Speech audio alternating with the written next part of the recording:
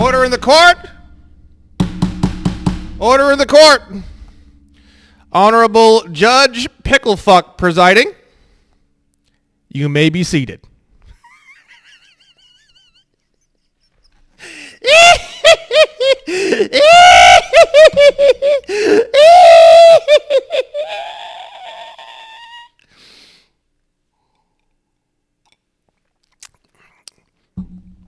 Let's take a look at the court proceedings for today. Excuse me. What do we have here? Post-course video number 2. Excellent. There's a lot to go over in this particular course, so I hope you guys are ready. We're going to be going over the public versus private flowcharts and all of the changes that have occurred because of it, which, oh my lord, there are a lot. Let's do it. I don't have much else to talk about. I've been crazy trying to figure all this stuff out for, I don't know, whatever it's been, 7 or 8 weeks or whatever. And just super focused and super crazy. I just rewrote all the websites. The theory page and a lot of my other pages had a lot of case law on it that I had gotten from other places and didn't know how to check it. All that case law has been removed, replaced, or fixed, which is honestly most of the case law that was on the various websites, so I do apologize for that. That took me many hours to go through and check all that and get all that cleaned up for you. So all the websites have been rewritten. There's a few more little adjustments I'm going to make here and there. A lot of the documents have been rewritten. We're going to be going over some of them in this video. And then we're going to be getting into the flowchart and breaking the public versus private flowchart down into great detail. So let's go ahead and just get started on that. I don't want this video to take too long. This is going to be post-course video number 2. And I hope you guys share this a lot because this is going to have a lot of changes and updates and stuff like that. You can see the date.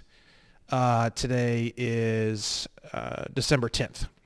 So it's been a while since the course was released. The course was released, the 2.0 course, I think, was released in August 19th or something like that. So it's been, this video here we're about ready to make right now is basically essentially a 3.0 course, but I'm not going to reshoot all the videos. So this is basically 3.0, but we're just adjusting some things and doing an update video rather than doing an entirely new 3.0 breakdown. I'm not going to do a full 3.0 for you guys right now. It's the end of the year and Christmas is coming up and stuff, and it's just not quite needed yet. But you're going to see, obviously, as we get into this, that that's definitely where things are headed.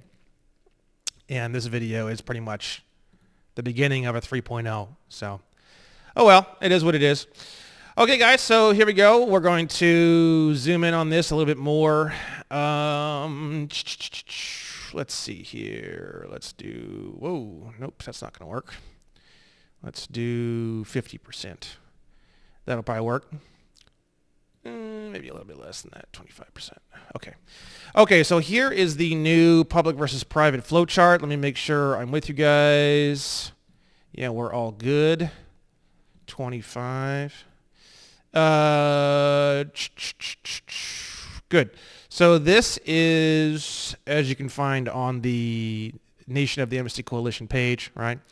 So we have this important note number 1 up here. This one here is all about just what a definition is and how it's setting boundaries. So you'll see certain definitions or you'll be doing certain things, and it doesn't actually set a boundary. It doesn't actually limit the meaning of something or make it more clear.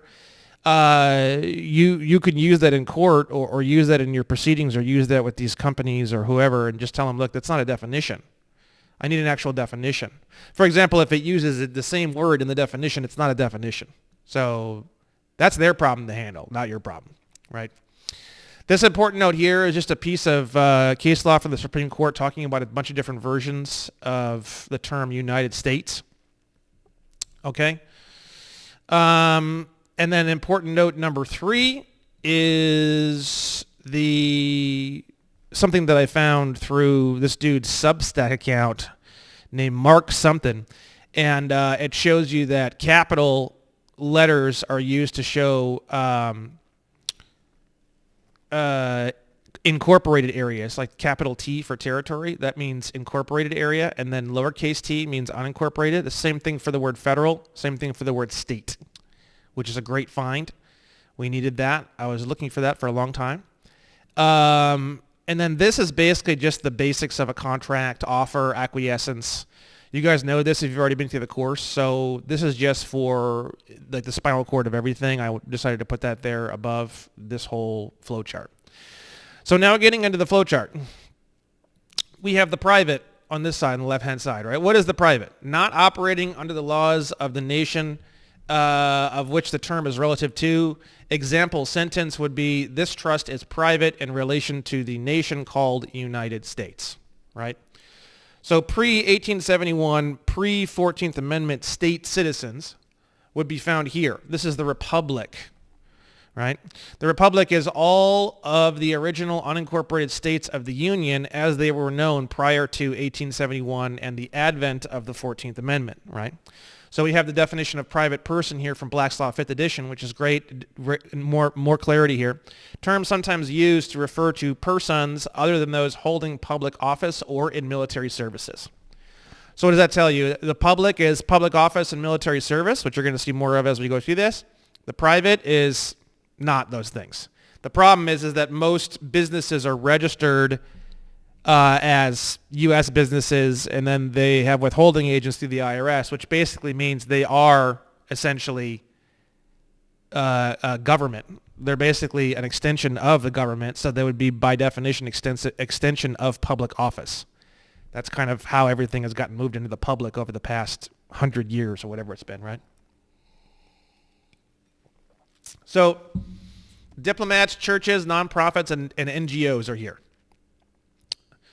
I'm not 100% sure, but I'm pretty sure. I think the Nation of the Amnesty Coalition would be considered an NGO, right? Diplomats run a nonprofit organization, while consuls or consulates operate a for-profit business in a foreign land. So you start going down these rabbit holes. I did this a lot when I was getting into the diplomatic passport and stuff like that. So consul or consulate is more commercialized or business-oriented, whereas diplomats or ambassadors are more on the non-profit end of things, right? We have here, which is in itself a hilarious term because Federal Reserve notes have no intrinsic value as far as I'm concerned. Organizations are only for-profit simply because you say they are, and if you say something is non-profit, now the burden of evidence shifts to the prosecution. Now they need to prove your organization is for-profit. Yeah. How are you going to prove that Federal Reserve notes mean for-profit? It's kind of silly, right? So really, my theory is at this point is that things are only profit or non-profit literally just because people say they are. There's no other reason. If we had a specie, specie is the term for gold and silver coins. If you go back and start reading negotiable instrument cases from the 1800s and you start looking at Supreme Court cases and stuff like that, they use the word specie. If we had specie, then we'd be looking at a profit. But we don't have that, so there is no such thing as profit. There is no such thing as profit or loss, actually. As you guys have already learned in the flow chart for the UCC3 and stuff, everything's an obligation or other security of the United States. So it doesn't really matter. There is no such thing as profit and loss, and if there was, it's not your concern anyways. It's the concern of the Treasury, right? So so we have here a man or a woman. This is the basic idea of the private, right? It's not covered under the definition of the word person and would be considered legally sovereign from the federal commercial codes.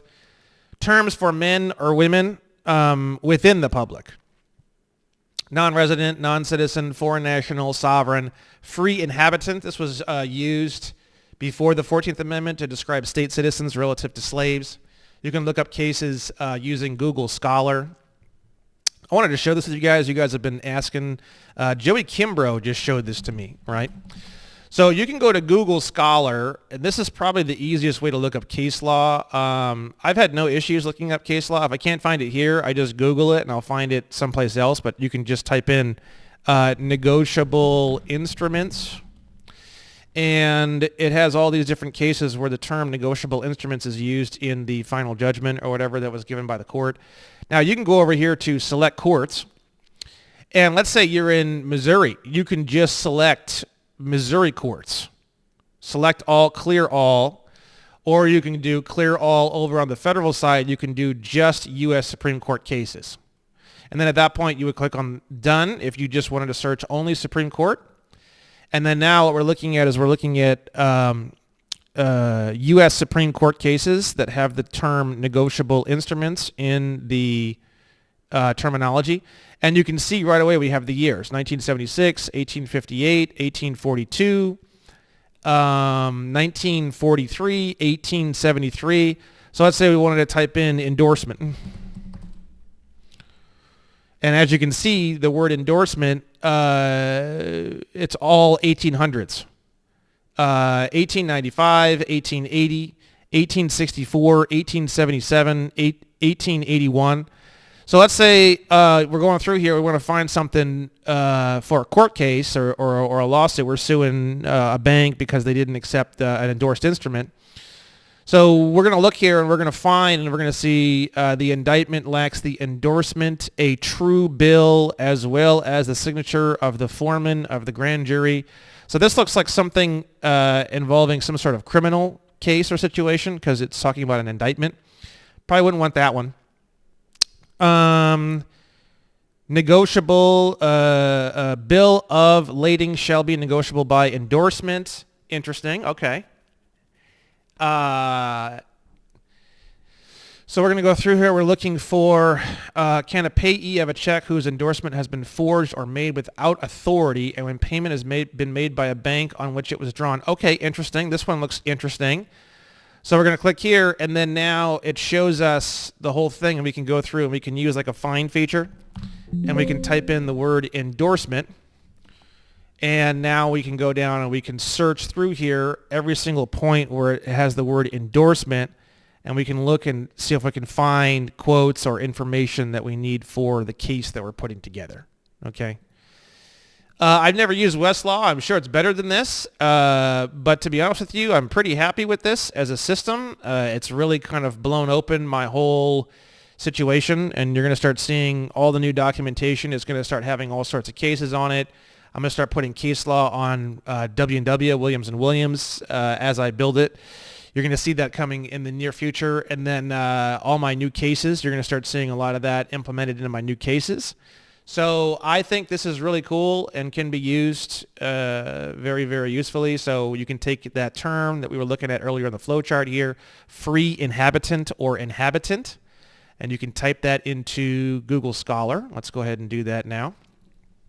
Free inhabitant, right? We've got the Dred Scott, which is a really, really popular when it comes to nationality and citizenship. We have more cases, 1964, 1995, 1989.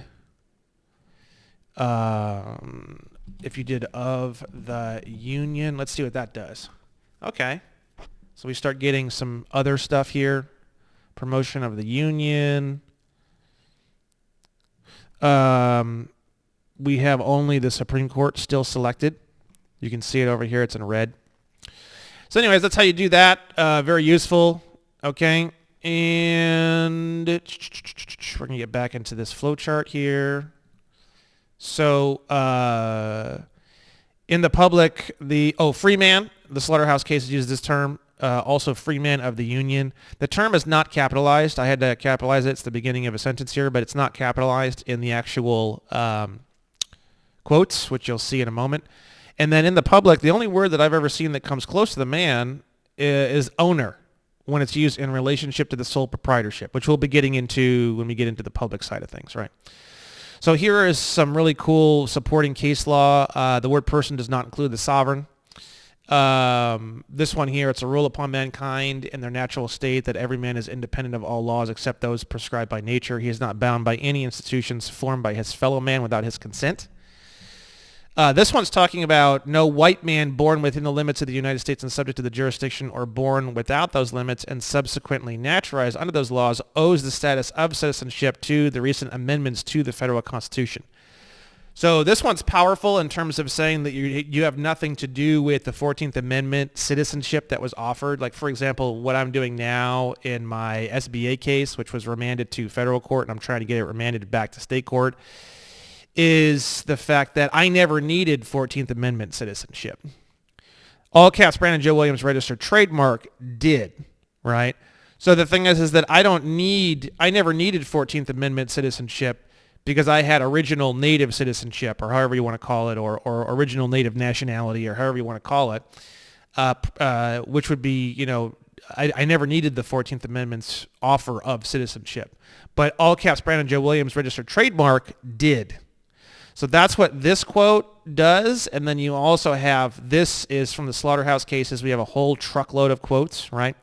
And I've found through a ton of other cases, they all point towards this case. So like during this time period, if you start doing a lot of research on this time period, a lot of the cases that were coming out for the next like several years after this case, the Slaughterhouse cases, they all point to the Slaughterhouse cases case as being like the key case for all of this information.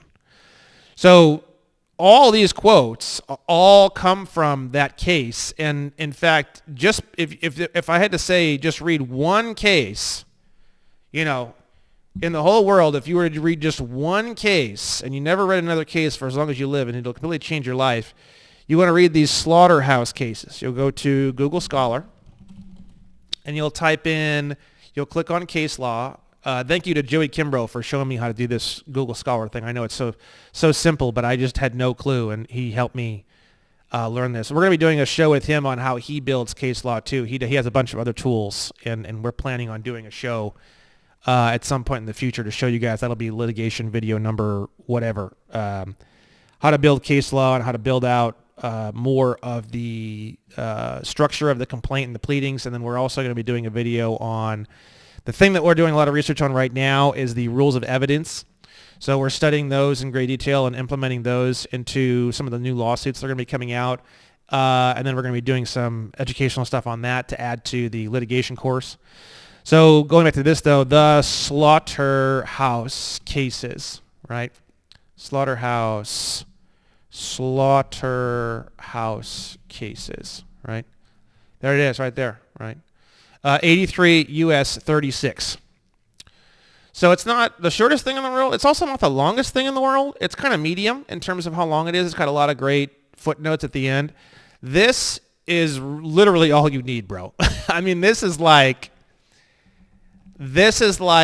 full Rambo, full download, everything you could ever need to manage and handle literally any agency, including the Department of State, anybody else. You're going to see that because of all the realizations in the flowchart, we don't really need to really do much fighting or battling anymore. A lot of the fighting and battling that has been taking place with the Department of State is about ready to end, as far as I can tell. So it doesn't really matter anyways, but it's just interesting. It's really interesting to have all this information and to know it because it's really the key to everything. So now we're going to get into private trust. I have here just super simple defined, right? Super simple. Private trust is, I define it in normal words and then in legalese, right? So a trust is very simple. I would define it as a contract for one or more people to manage some kind of asset for the benefit of another or others, all under the rule system set forth by the man or woman who wrote the contract. The man or woman who wrote the contract would be the grantor, settlor, executor, the managers of the trustees, the people who benefited the beneficiaries. The asset or assets in the trust is called the res of the trust.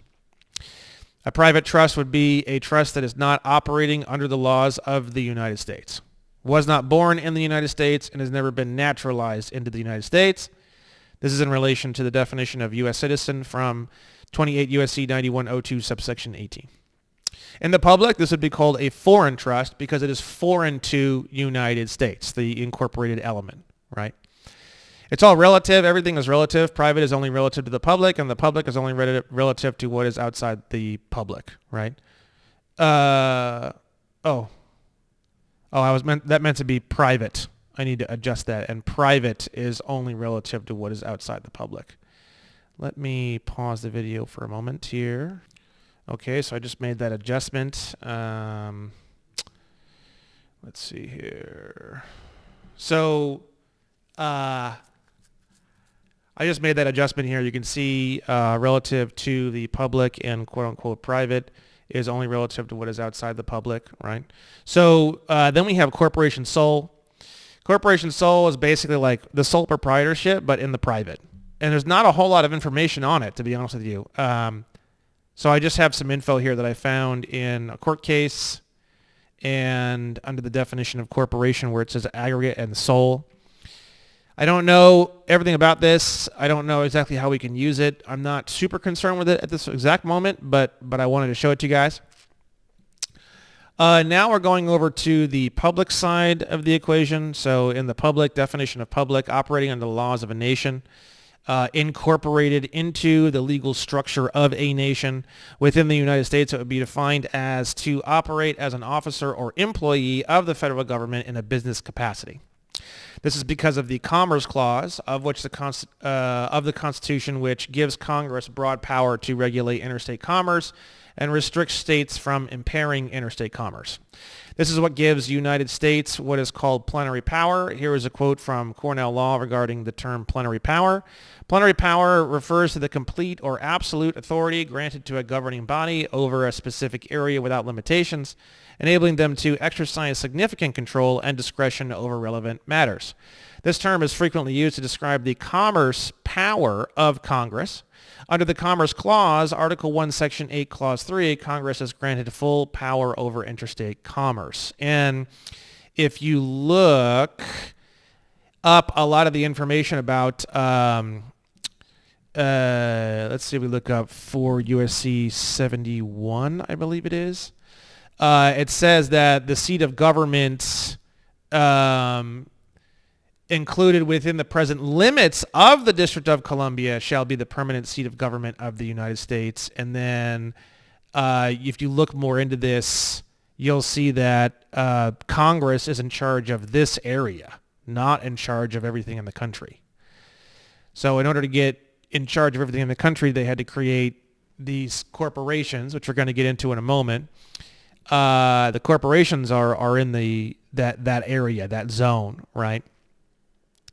And you can see that too from 4 USC 72. All offices attached to the seat of government shall be exercised in the District of Columbia and not elsewhere except as otherwise expressly provided by law, right? So you can see, and then there was a make the District of Columbia a state. There was here it is. This is State of Washington, 51st state. It's a website where they're trying to make the state of Washington, D.C. a state, which is hilarious. If you go down, I found something very shocking. If D.C. becomes the 51st state, what will happen to the federal seat of government, monuments, and museum? This area is unpopulated. Pretty shocking. I actually went in here and did a FOIA request to find the exact coordinates of where this so-called unpopulated area is within the District of Columbia. That's supposedly the federal seat of government. So I'm hoping to hear back on that FOIA request. I sent it to the Zoning Commission for Washington, D.C. If you go up to what is Washington, D.C., I found something else that was kind of interesting. This here. Washington, D.C. operates as a state while also performing functions of a city and a county, right? So it's kind of confusing. It's sort of like you have Washington, D.C., and then you have the District of Columbia, and then you have United States. It's like 3 different corporations that have 3 different things, right? And then I was reading more about it, and it was like they hold land for the United States. So that's why you have the U.S. territories, Guam, Puerto Rico, all these different places. That's sort of like, it's just ownership that's sort of like held in trust or something like that on behalf of this federal corporation located in the District of Columbia that operates as a, whatever. It's kind of fascinating. I thought this website was kind of fascinating just in general. I thought I'd show it to you guys. But basically the public is the federal zone of the District of Columbia, this unpopulated quote-unquote zone. We know that it is populated because anyone can naturalize into it by simply saying they live there, and then boom, they live there. So we already know that it's unpopulated, but at the same time, it's everyone's there. No one's there, and everyone's there all at the same time, right? So Congress, which means the federal government, which means District of Columbia, which means United States, needs this commercial aspect, right? And this is why everything is commercial, such as the definition of person and motor vehicle. The public, as a religion, only has one commandment: market, sell, consume more commercial activity faster, right? And this is the huge breakthrough that I finally realized. They got me to realize that the word individual and natural person can't include us as living men and women, because we are not intrinsically commercial. Whereas you'll see the sole proprietorship or the ens legis or whatever it is, the essence of it is commercial in essence, right? So it makes perfect sense, right? So the public is where the U.S. citizens are found. U.S. citizens are businesses that operate as persons who are employees or officers of the federal government. And then I have 28 U.S.C. 3002 subsection 15 definition A here. And then we have UCC 9-307H. United States is located in the District of Columbia. The United States is a democracy. So in the private, it's a republic, and in the public, it's a democracy. It's a business, right? And the employees are called U.S. citizens, right? So businesses and consuls are here. Consuls are individuals doing business in a foreign land on behalf of the business they are coming from, right? Here's a list of terminology. All these terms pretty much mean the same thing. There's slight changes between them. We've got ens legis, business, corporation, franchise, sole proprietorship, individual, company, natural person, human being, entity, domestic trust, and business trust. And then I have a piece of case law here that shows the destruction of the term natural person. It was probably destroyed before this, but this is pretty clear that it's been destroyed since the 70s. We had a lot of major destruction in the 70s, and every aspect of our country has been in a free fall since the 70s. Number one, we have coming off the gold standard entirely in 1971, and then we have this. I'm sure the definition of the word natural person was probably already destroyed, but it took its final killing blow probably in the 70s as well. My reference material for the whole thing about the 70s is WTF happened in 1971.com. And you can see graphs that show that in the 70s, everything went to shit. I think the key reason for this is the coming off of the gold clause entirely in 71, creating full fiat in 1971. And you can see even in the 70s, the change is right around 71. So obviously the actual statistical indicators point more towards that than anything. But I also have a feeling that the term natural person also went through some beatings during that time period as well. So definition of individual, that one has already been established to be bad. It's very clear. We already had this definition straight out of the dictionary. And it says here, but it is said that this restrictive signification is not necessarily inherent in the word, and that it may, in proper cases, include artificial persons. So we already had that one, right? That it was already destroyed. So I did a lot of research on this. This is kind of the breakthrough that caused me to do all this flow charting. And we have the term individual means individual proprietorship. You'll see that term being used, and then it looks like that turned into sole proprietorship, but they still use the word individual, but it just means individual proprietorship because, again, there has to be a commercial aspect to it, right? Then in the slaughterhouse cases, we also have this quote, which is probably one of the most important quotes I've ever seen in any court case in my life. Again, I think this whole slaughterhouse case thing, I think, really blows open everything for us, and it's gonna cause a huge shift in everything that we do, and we're gonna start actually winning things, I think, because of this, or really getting in a lot better position, right? That wherever a legislature has the right to accomplish a certain result, and that result is best attained by means of a corporation, it has the right to create such a corporation and to endow it with the powers necessary to effect the desired and lawful purpose seems hardly to admit of debate. And then we look at the definition of a public corporation. A public corporation is one created by the state for political purposes and to act as an agency in the administration of civil government. So that's where we get into what I finally figured out is the all caps name. And yes, maybe it is a trust, but I like this better. I think it's clearer and better. It may also be a trust. It also functions as a trust, right? But calling it a trust is not going to work as well as calling it a sole proprietorship, in my opinion. I think it's a better, more accurate idea of what it is, right? A sole proprietor is somebody who owns an unincorporated business by themselves. So it's not, supposedly it's not registered, even though how can it be if it's not registered? Well, the only answer to that would be the birth certificate. The birth certificate, as far as I'm concerned, is an articles of incorporation for the sole proprietorship, right? So it operates as a de facto corporation, right? So we have that right here from Cornell Law School. De facto corporation refers to the legal recognition of a corporation, even if the articles of incorporation for a corporation are not properly filed. In other words, a corporation may be said to have de facto corporate status by inadvertently failing to fully satisfy all legal requirements for the creation of corporate existence, but has exercised corporate powers in good faith. To be granted de facto corporation status, 3 basic requirements must be met. The state must have a relevant statute related to incorporation. The company must have attempted to comply with the statute in good faith. The company is being operated as a corporation and can provide evidence of same, right? You assume it's you pay your taxes, it's all assumed, right? So looking at an SS4, if we go ahead and pull up an SS4 form, let me close out some of these windows. Okay, SS4 form, all right. We're going to see, this is an application for employer identification number. If you scroll down to type of entity, you'll see here sole proprietorship says SSN right on it.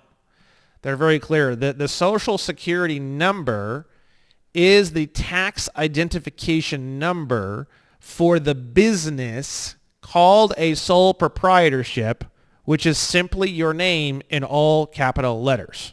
This is actually provable. The IRS will tell you if you do a FOIA request on this name in all capital letters and you say, is this Brandon Joe Williams considered a sole proprietorship? They will say yes. Or if you say, is the word individual and the word sole proprietorship essentially the same thing? They will say yes. Okay? So we finally boiled this thing down, in my opinion, to something more provable and showable, right? So they call you the owner, and they say that you have a tax liability because you're the owner of the sole proprietorship. And then they say that the owner and the sole proprietorship are essentially the same person, right? I don't think that's true. I think what it actually says is something more like the owner just has the liabilities, the financial liabilities. I don't think that it actually says anywhere that it's the same person. I think it's just that the owner has the responsibility for the liabilities. So I had this line here drawing from the man or woman to the sole proprietorship, operates as the endorser. Because we're not talking about specie. They can't make you pay in gold and silver coins. It's illegal in Title 12. So it's all negotiable instruments. And how do you perform on those? You endorse them and return them. So you're not really, your only actual responsibility, yes, you are responsibility for the debts, but the ultimate responsibility that you have is just endorser. You don't, to say that you're responsible for paying is confusing and it can cause confusion. To say that you're responsible to endorse unconditional orders to pay, that is 100% exactly per the terminology. It's exactly what you're supposed to be doing, right? So you're not responsible for the debts. You are, but that can be confusing and cause people to feel upset and cause confusion and chaos. You are responsible for endorsing unconditional promises and orders to pay. Now that makes more sense, and it puts you into a position of power when you realize that, right? So you are the endorser on behalf of the sole proprietorship, and this whole idea is probably in relation to the 16th Amendment. But this is probably the one little piece that I haven't fully nailed down yet, is where did this whole owner is responsible for the tax liability? I mean, it involves federal income tax, I know for sure, because everything I've ever read about this subject involves some kind of federal income tax thing. What is the federal income tax? It's the 16th Amendment. I've tried to look up and read the whole 16th Amendment. I couldn't figure out how to read it. I probably would have to go down to the law library or something. I'm pretty sure that's where you're going to find this. Eventually, I probably will go down to the law library and find that, because I'm also kind of curious as to exactly what it says, right? So we have the word owner here. The term owner is used to indicate a person whom one or more interests are vested for his own benefit. The person in whom the interests are vested has title to the interests, whether he holds them for his own benefit or for the benefit of another. Thus, the term title, unlike ownership, is a colorless word to say without more that a person has title to certain property does not indicate whether he holds such property for his own benefit or as trustee. So all this means is you have an interest in what's going on. You have an interest in the property, but it's not clear unless specified what kind of owner, beneficial owner or trustee owner, if he's operating as the beneficiary or the trustee. So you essentially operate as kind of both. And you write which one you're operating as all the time. If you're operating as the trustee, you would write trustee. If you're operating as a beneficiary, you would write beneficiary, right? There's different pros and cons to both sides. It's not as clear as what people think. Just write beneficiary and everything under the sun, moon, and stars. It's not.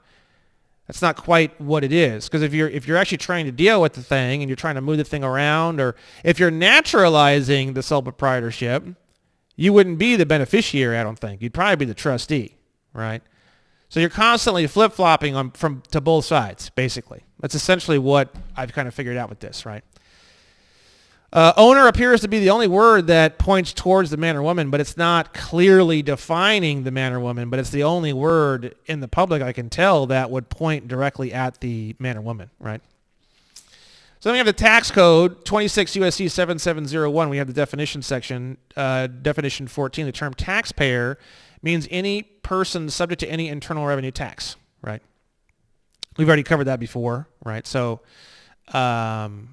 the sole proprietorship would be a taxpayer, and that's exactly why they always put that. I was trying to figure out, why is it you tell them you're not a taxpayer and all this stuff, and they continue to send you stuff that says taxpayer? The reason why is because the sole proprietorship is basically always a taxpayer, essentially. And that's why they always put the word taxpayer on there. They're never going to stop putting the word taxpayer on there, no matter what you say, right? So that's also part of, like, we don't need to fight that anymore. We don't need to fight the whole taxpayer thing anymore, right? It's got nothing to do with us, so that's okay. You can call this other guy over here taxpayer all you want, right? And then you're worried because they're going to send you bills. Don't worry about that. If they send you bills, what's your job? You're the endorser. You endorse them and you send them back, which I've already shown you. We already have the on my resources and documents page on the Nation of the Amnesty Coalition. We've already got, and we're going to be going into this more as we go through here. We've already got the where is it at? The authorization for the campus to use Fedwire to sell the account, right? And I put a new endorsement here for you guys in red. Without recourse, pay to the order of U.S. Treasury. That's because when you make checks out and you mail it into the IRS for payment, you're supposed to make the payee on the check U.S. Treasury. So we're going to start doing that for now, and that's going to be kind of the new thing. I think this is better than putting anything else, or you can do bearer if you want. I'm also going to start doing bearer on a lot of things, right? So this is based off of section 3.8.45.5.1.10.1. If a bill of exchange or registered bill of exchange is received from a taxpayer authorizing the campus to settle their account through Fedwire, which just means in English, what they're saying here is if someone sends in an endorsed unconditional order to pay and they give us authorization to go and swap that unconditional order to pay on the Federal Reserve discount window using Fedwire, which is basically the program that's used to access the Federal Reserve discount window, send everything to this address, right? I just sent in a bunch of bills. I just got a bunch of bills from the IRS and I endorsed them and I sent them to this address, registered mail.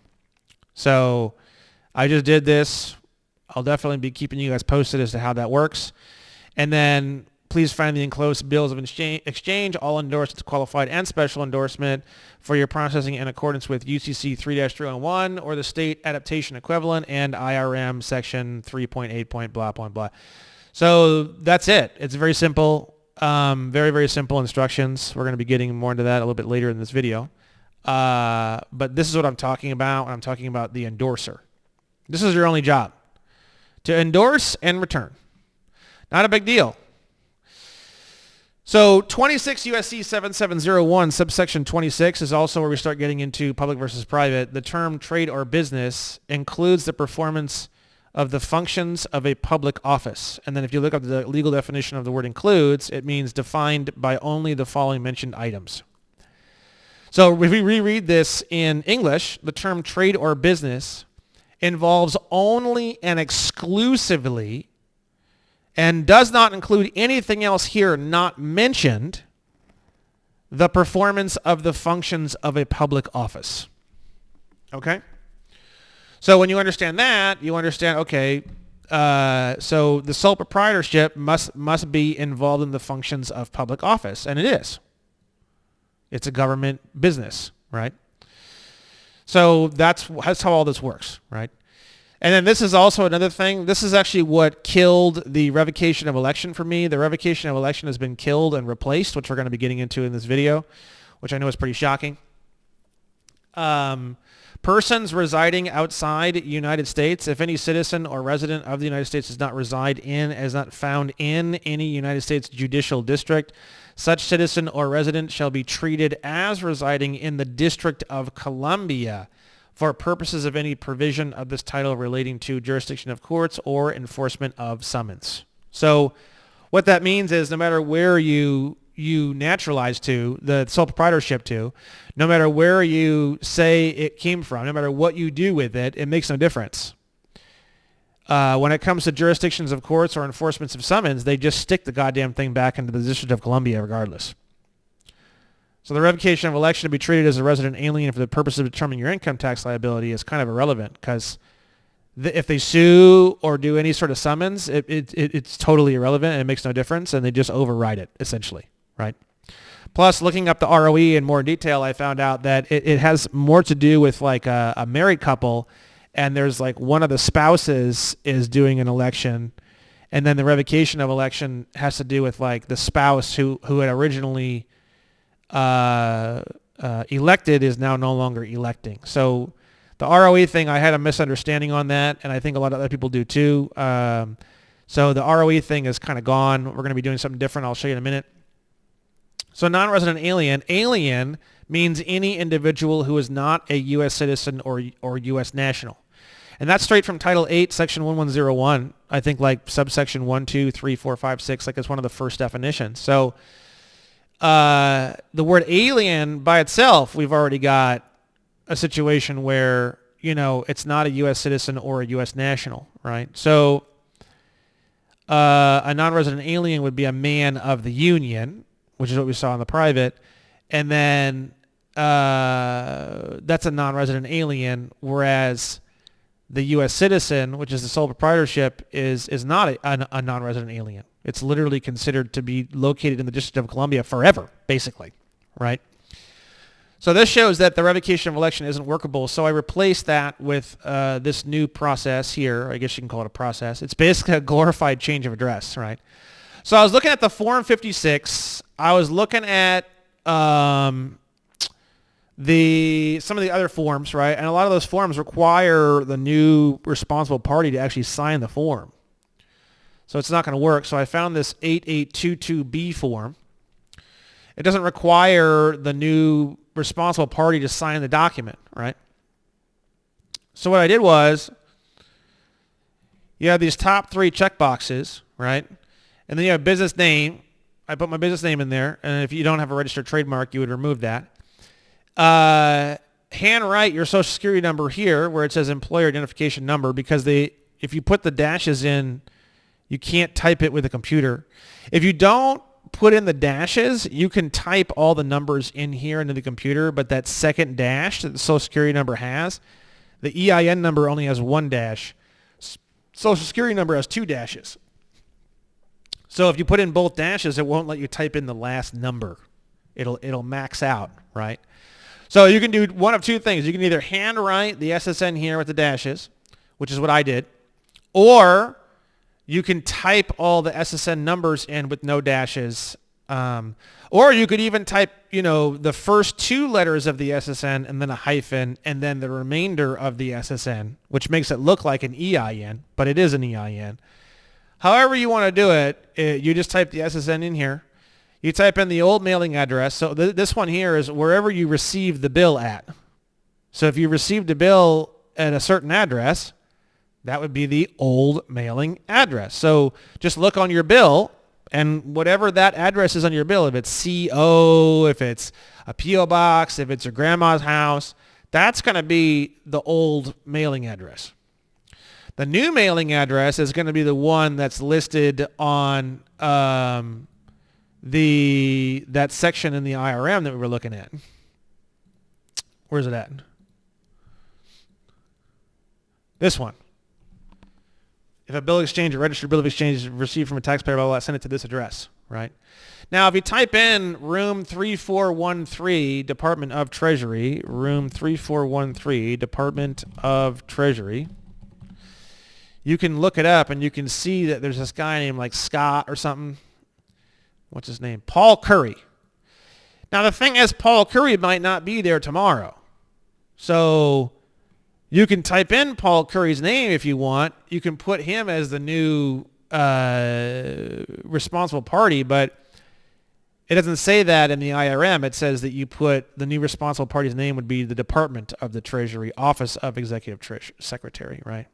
Because this is probably almost like a little corporation soul or corporation in itself, and then it's a person, and then whoever is the head of it tomorrow is, if you write the guy's name and he's not there, it could fuck it up, right?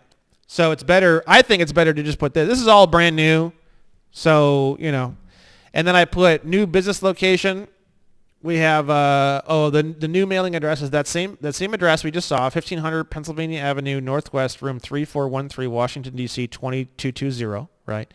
Because these are all these bills and everything. They're all obligations or securities of the United States, which we see in 18 U.S.C. 8. We've already covered this a lot, but maybe you need to be reminded. Obligation or other security of the United States includes all bonds, certificates of indebtedness, national bank currency, Federal Reserve notes, bills, drafts, right? Some people have told me drawn by or upon authorized officers of the United States. That's the sole proprietorship. The sole proprietorship is the authorized officers of the United States, and that's why your name's always in all capital letters, because they want to make sure they're always referring to that authorized officer. And we found this. Someone just sent me this the other day, which also is another nail in the coffin. We're going to be using this on a lot of the new litigation coming out soon. 31 U.S.C. 1501, documentary evidence requirement for government obligations, right? An amount shall be recorded as an obligation of the United States government only when supported by documentary evidence of.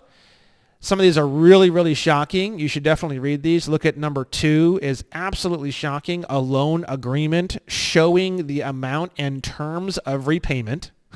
So all loans, boom, right there. This is all you need. This is kind of a missing piece to sort of more solidify what we're trying to do in the courts.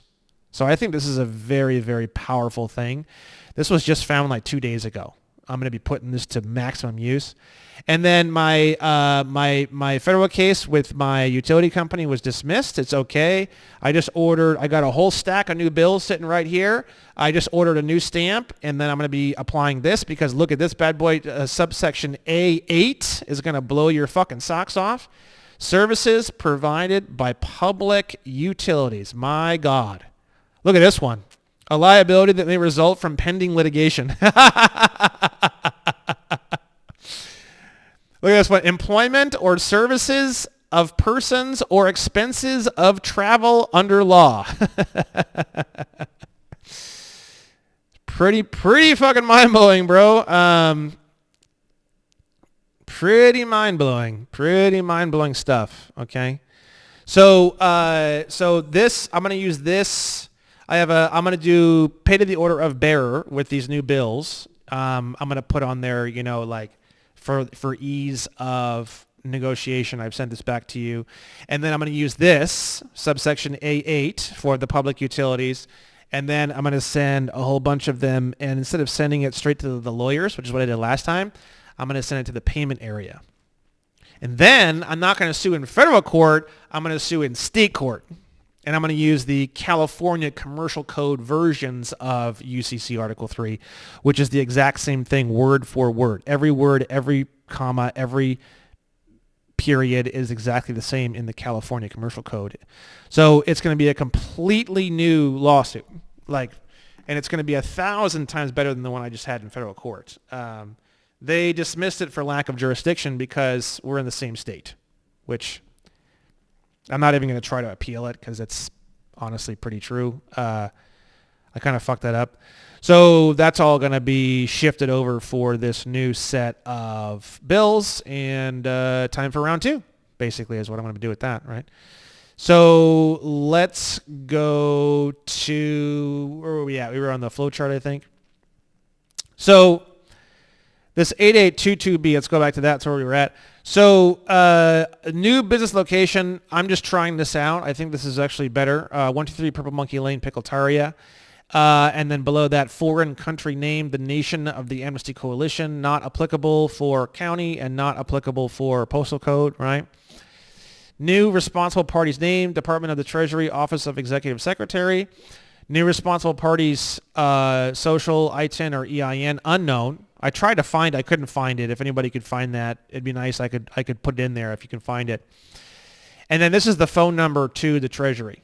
So I just put that on there. They want the daytime phone number of the person to contact.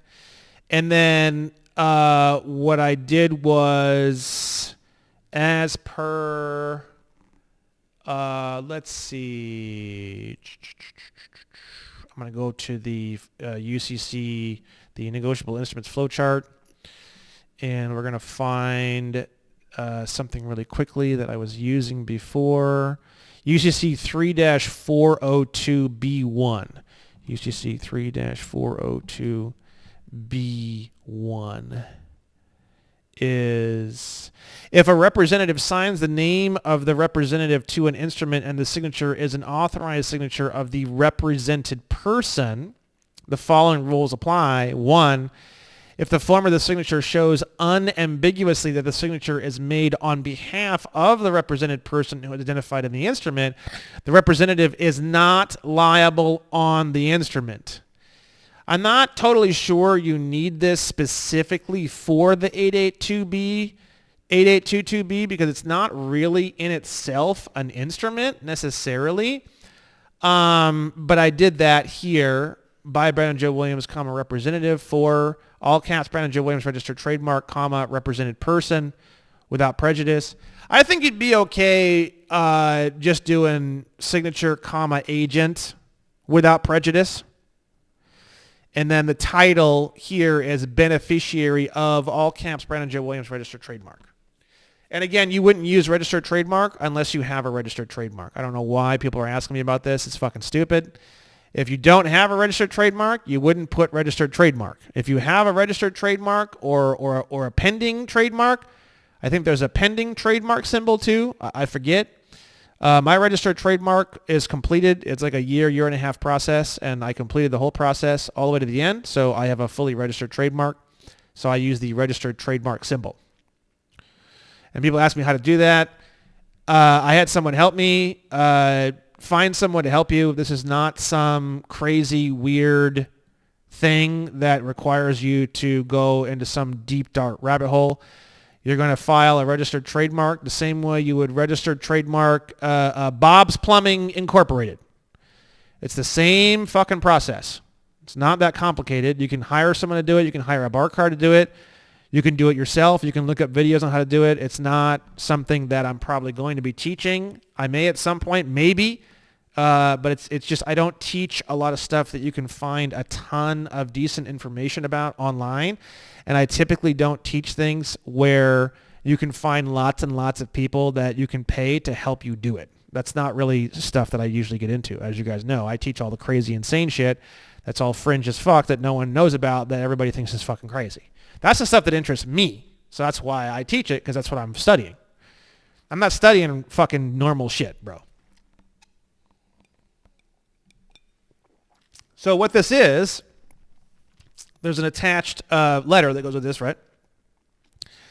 Now, the reason why I like all this shit, we're fighting with the Department of State to get fucking non-citizen national passports. That's all out. We don't need to do that anymore. The sole proprietorship is the only thing that is either a U.S. citizen or non-citizen national of the United States. It's got nothing to do with you. So I'm throwing, I know it's kind of crazy. You guys are probably mind-fucked about this, but I'm throwing the whole thing out. All the non-citizen national shit is out. We have a U.S. citizen here, and we have a free man of the Union, which is straight out of the mouth of the Honorable Justice Miller from the slaughterhouse cases. Now, you've heard people say free man of the land. I've never seen that used. I see free man of the Union, and the word free man is not capitalized, and the word union is capitalized, which you'll see in the case. So I don't say just free man of the Union.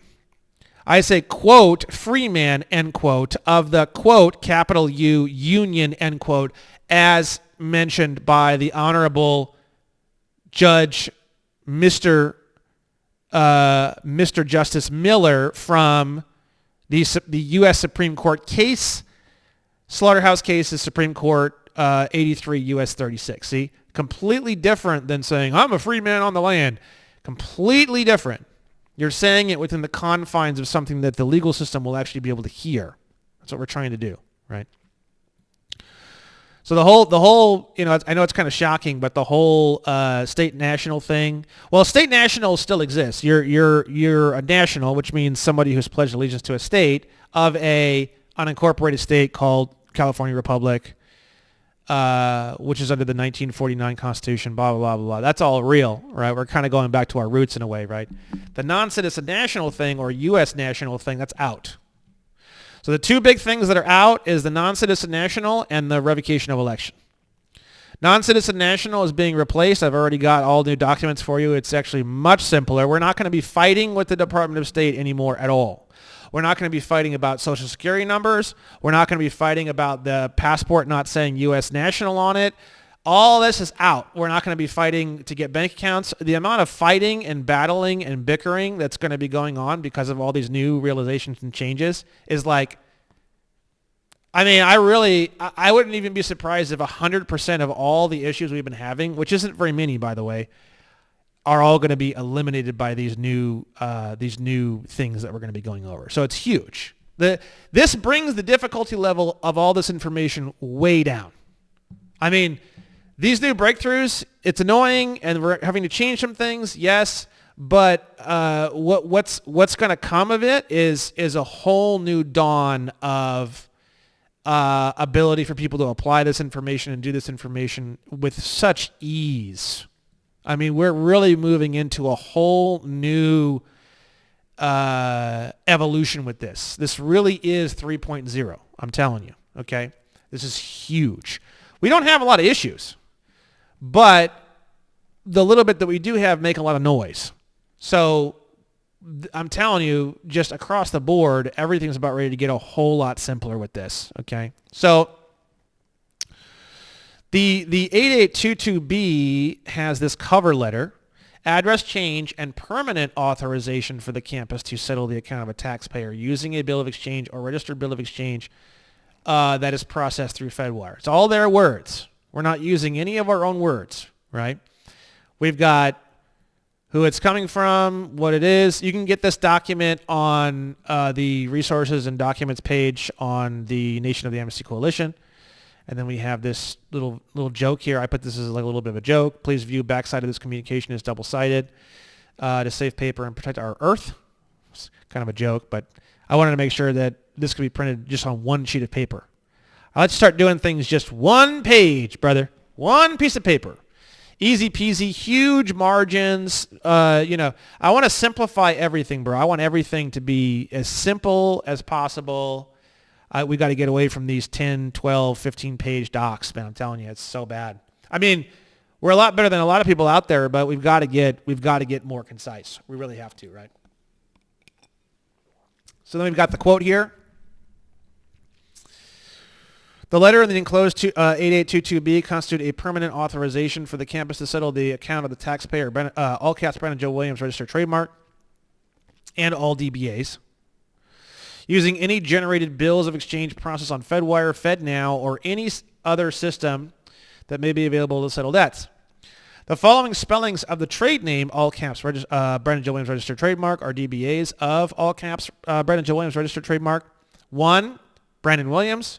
2, Brandon J. Williams. I've seen those on my bills, so I want to add those in here as DBAs, right? If I received any additional drafts or bills of exchange, I will be returning them to the IRS so they can be rerouted to the proper responsible party in accordance with the enclosed 8822B. Thank you very much for your services. I cannot thank you enough. Sincerely, beneficiary of all caps Brandon J. Williams registered trademark. So it's literally just this form, which takes 3 minutes to fill out, and this cover letter, which you only need to adjust like a few things, the name, put the social security number here of the sole proprietorship. If you want to change the address here, you can to whatever you want. You need to put your certified mail number in here. You're going to send the certified mail. You're going to get a signature on it. You're going to get that 3811 back as per the instructions in the course. And then fill out your name here, put your names here. 5 minutes maybe to do all the adjustments needed for both documents, and then bang, it's in the mail, certified mail. And then this to me is this is what is replacing the revocation of election, to be treated as a resident alien for the purposes of determining your income tax liability. And then after this point, if you receive any bills, you're just going to use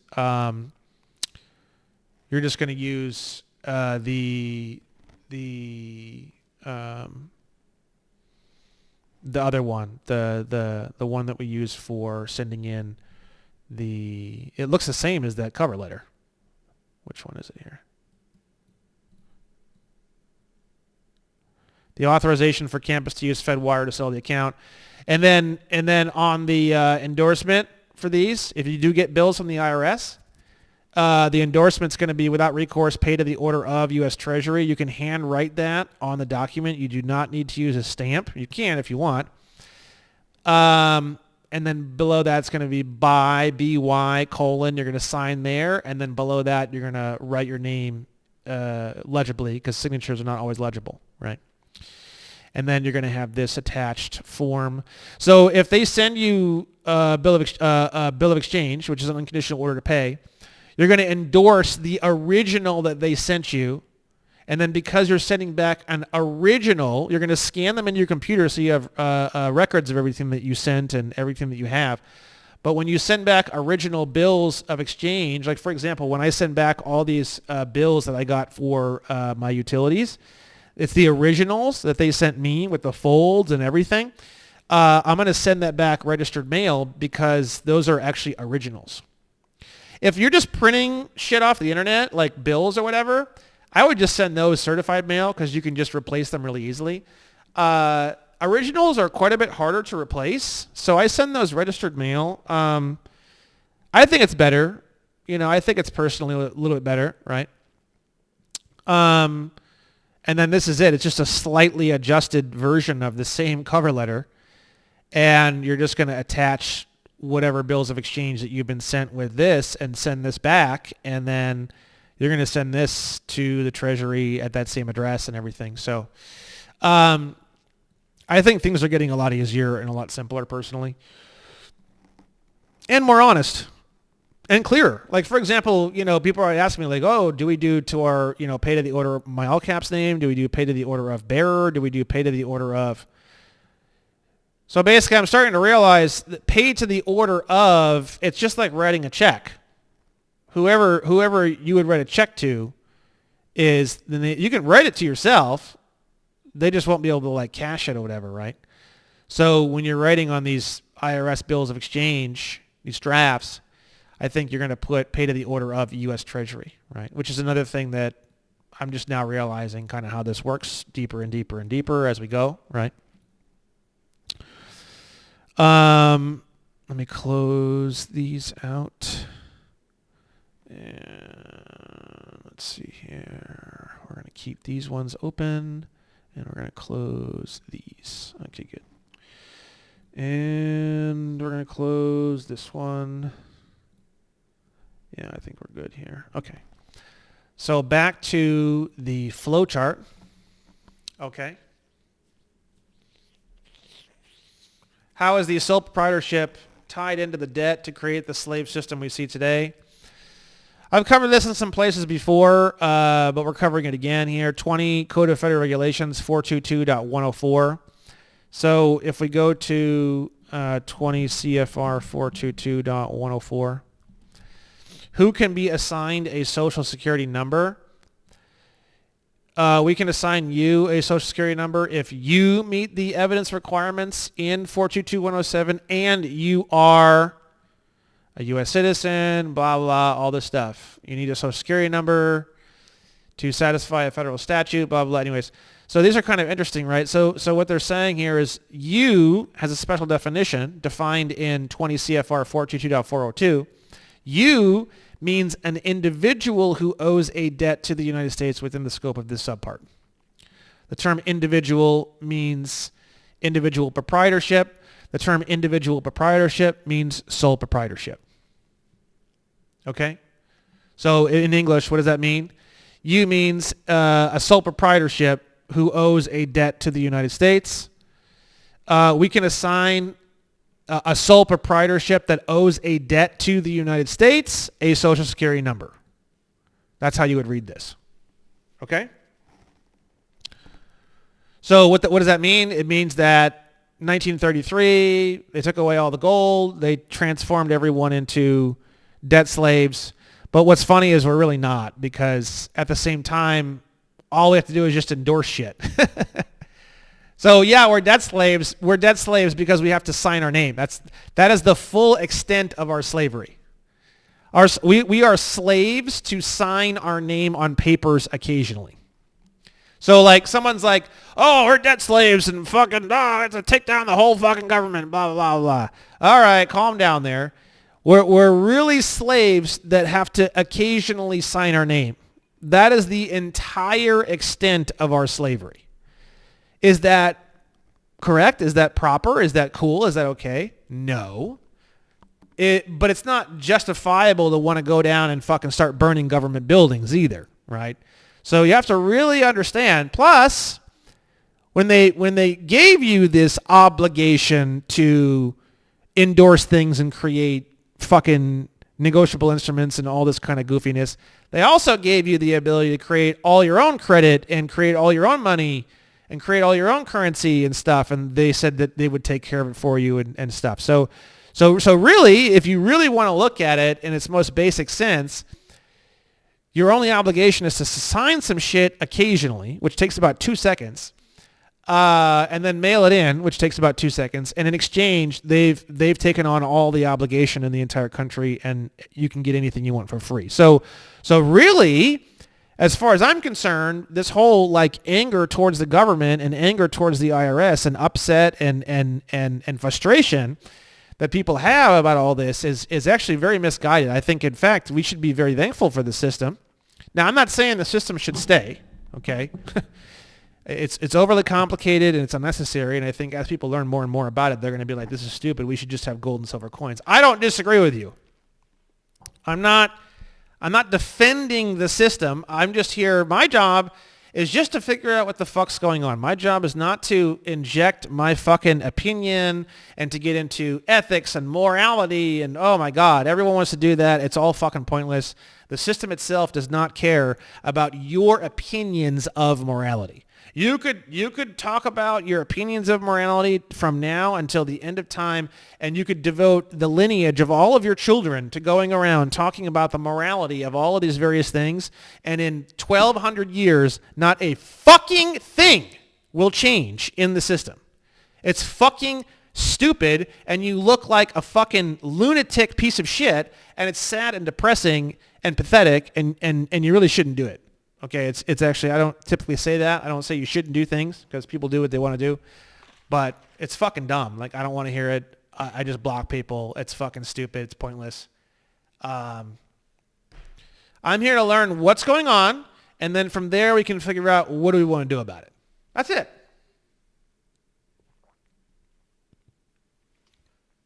And the truth is, the more I learn, the more interesting I find the system, the more happy I get, and the more excited I get about the system, and the less angry I get, and the less upset I get.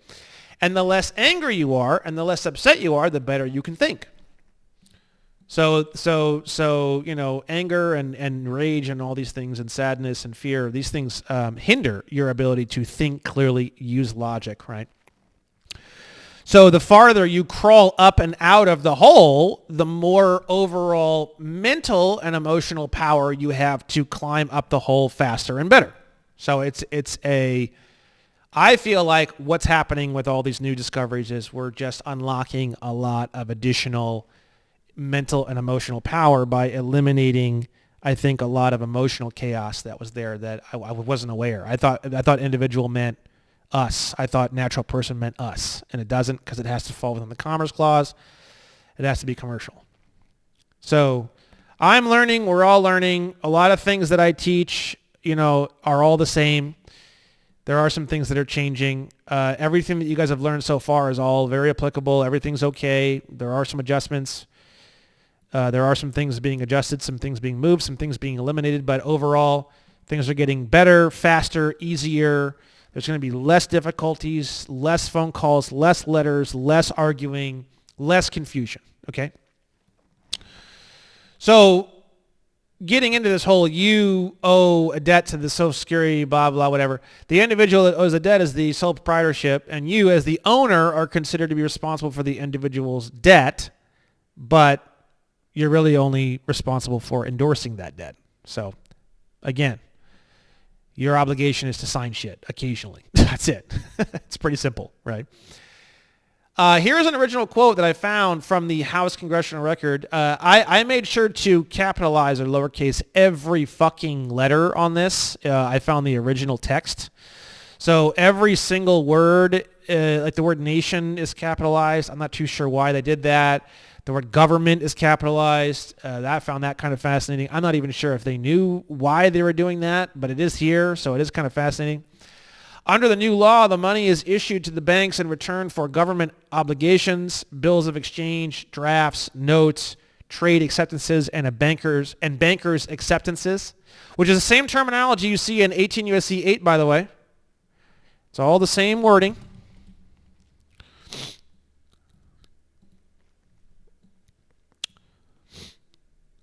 You see the trade acceptances, or maybe that was someplace else I saw that. Let's see here. Yeah, it was someplace else I saw that. Sorry. But you see some of the same terminology as you're snooping around. I've seen this exact word-for-word terminology elsewhere, which I found kind of fascinating, right? Bills of exchange, drafts, notes, trade accept. It's 12 USC 412. 12 USC 412. The application for notes for the Federal Reserve discount window. The collateral security that's offered shall be notes, drafts, bills of exchange, or acceptances acquired under. Anyways, sorry. You read this stuff enough, you start seeing patterns and stuff, so it's kind of cool, right? So under the new law, the money is issued to the banks in return for government obligations, bills of exchange, drafts, notes, trade acceptances, and bankers' acceptances. The money will be worth 100 cents on the dollar. Because it is backed by the credit of the nation, because it is backed by the credit of the nation. It will represent a mortgage on all the homes and other property of all the people in the nation. So then I added this in here. Now combine that information with what you find in 18 USC 8 and 31 USC 1501. 31 USC 1501 is that one I was showing you earlier with the shows evidence if it's a debt, and it shows repayment, and then the other section where it talks about public utilities. That's 31 USC 1501. I just added this in like today, 31 USC 1501. And voila, you start to see the entire picture. All notes, drafts, bills, etc., all our obligations or other securities of the United States. The sole proprietorship is a son or daughter of the mothership corporation called the United States, and it's all their kids' assets and debts all fall under 18 USC 8. That's why your name is always in all caps on the bills. And also on your certificates of title for your car. So all assets, all good things and all bad things, all assets and all debts are all mommy and daddy's, the government's, right? When you own things privately, you don't have a certificate of title, it wouldn't count, right? But you'd be responsible for the debts for something in the private too, right? So if you think about it, you're not responsible for any of the debts for your business, for your credit card, for anything.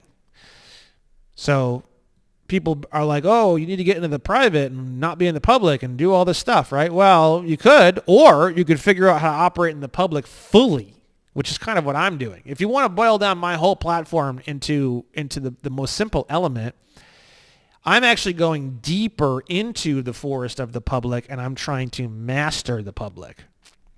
That's essentially what I'm trying to do, right? It doesn't mean that I don't operate in the private. It just means I want infinite money. I mean, it's real fucking simple. I say it all the time. I've been saying it for years. You don't get infinite money in the private. You get infinite money in the public. They've already offered me infinite money. They said, you give us your credit and your power, and we'll give you, infinite money. And I said, okay. I didn't realize I was doing that. I didn't realize that was the contract. But fuck it, I'm in the contract. Might as well fucking do the contract, as far as I'm concerned, right?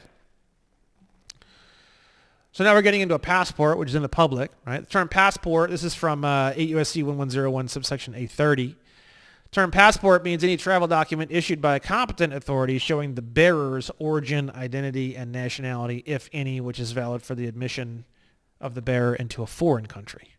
California is a foreign country from United States. So I'm in a foreign country right now.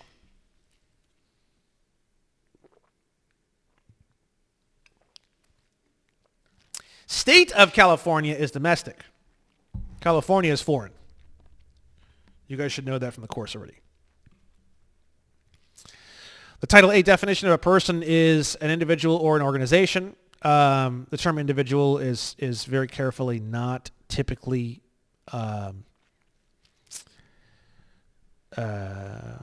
defined. You can see it defined randomly in 5 USC 552A. Which I found very fascinating.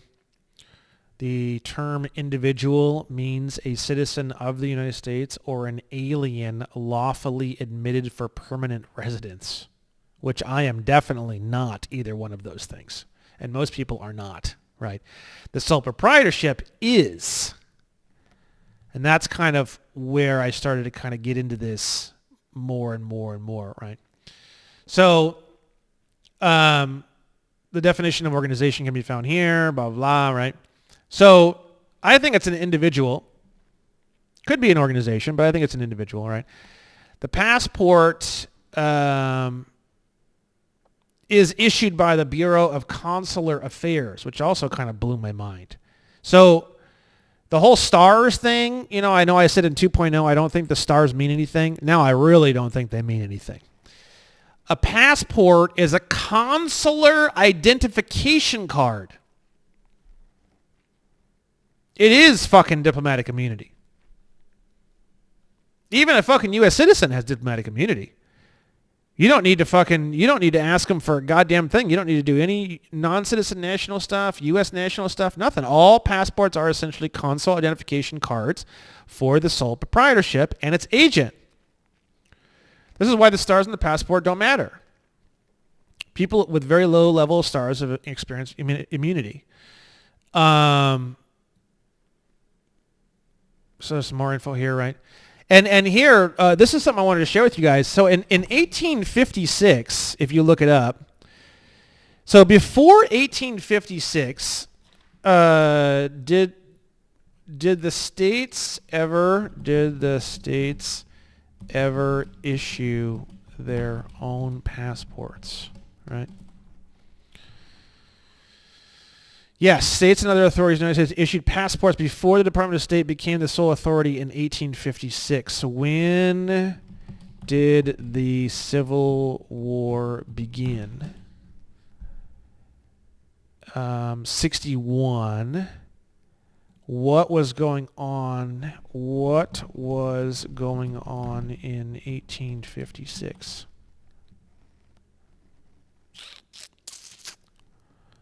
Let's see. What was going on in 1856?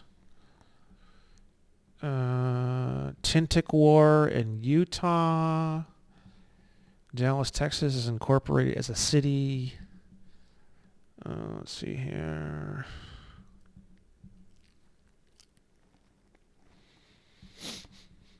Got some other cool stuff happening here.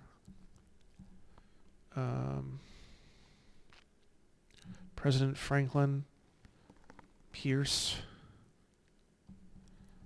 Let's see here. Some kind of crazy train wreck.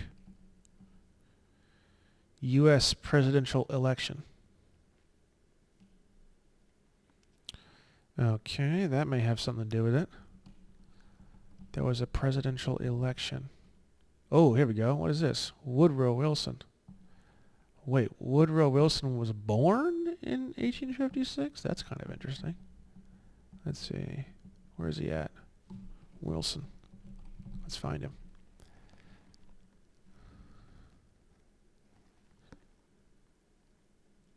December 28th. Woodrow Wilson was... Let's see here. Born, I guess. Interesting. Oh, birth. Births, yeah. Okay, interesting.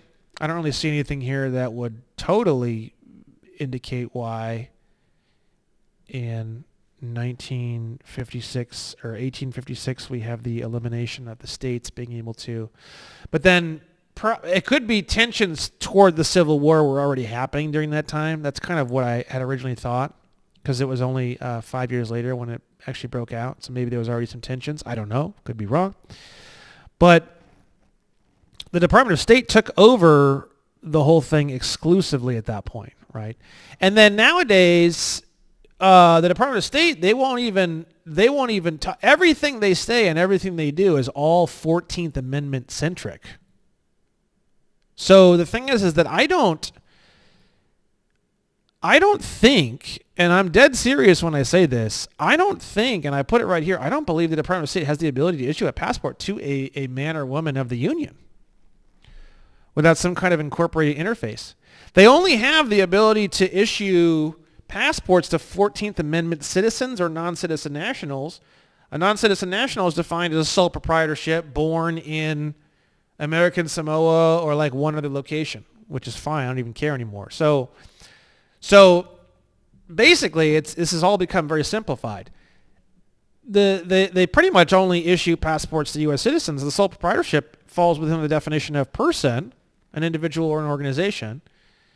So it's just a U.S. citizenship consulate card given to a sole proprietorship, and it has the photo of an agent on it. That's it. No reason to fight. No reason to try to fight to get a non-citizen national passport. It's pointless. There's no point to it whatsoever. Okay, so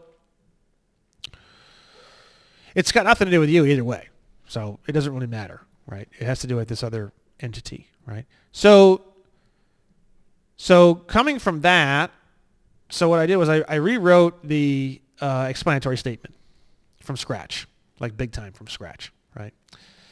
And I, Brandon Joe Williams, understand my passport will be issued in the name of my principal, all caps Brandon Joe Williams, who is a United States citizen in accordance with 8 U.S.C. 1101 subsection A22A and 42 U.S.C. 9102 subsection A 18A, right? There are two DBA names, Brandon Williams and Brandon Joe Williams. Brandon Joe Williams is a sole proprietorship, which fits the definition of person from Title 8, which says the term person means an individual or an organization. The term individual is not explicitly defined in Title 8, thus defaulting to the normal definition of individual, which is individual proprietorship, otherwise known as sole proprietorship. This is based off the Commerce Clause of the Constitution, which only gives the federal government what is called plenary power over interstate commerce. I understand that this is why the Social Security number is asked for on the DS-11 passport application form, because that is the tax identification number of the sole proprietorship. This entire situation is quite clear in this quote from the Honorable Mr. Justice Miller on April 14th, 1871 in the Slaughterhouse Cases, which is a case specifically mentioned in 8 FAM 102.3. This is kind of interesting. 8 FAM 102.3. This is a section in the Foreign Affairs Manual talking about these various Supreme Court cases. And if you go down, it's like the third one they list is the Slaughterhouse Cases. Dun, dun, dun, dun. So, and they're talking about 14th Amendment everywhere, right?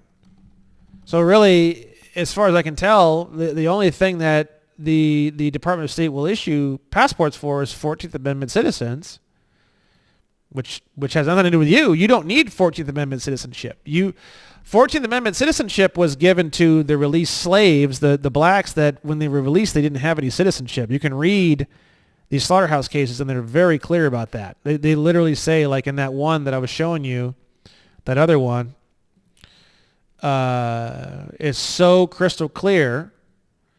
No white person born within the limits of the United States and subject to the jurisdiction or born without those limits and subsequently naturalized under the laws owes the status of citizenship to the recent amendments to the federal Constitution.